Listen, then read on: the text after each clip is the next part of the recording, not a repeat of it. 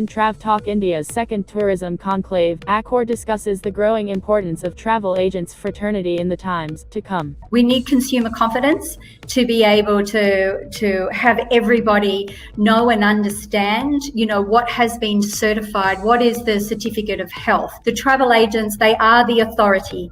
They are the one source that our consumers can rely on to get factual information. Our team at the moment are working very, very much on what can also be included. What is it? What is that value? Where is that uniqueness? And having the travel agency community help us to establish that uniqueness. And I think as we step toward that level of recovery, that's what human beings are going to want.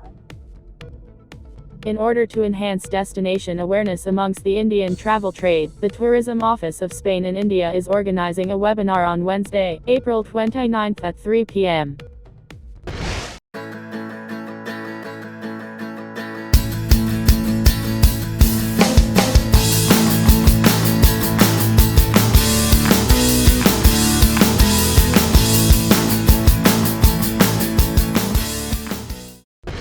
As per a recent forecast by PATA, foreign arrivals across South Asia are likely to reduce by 31% in 2020 as compared to the previous year.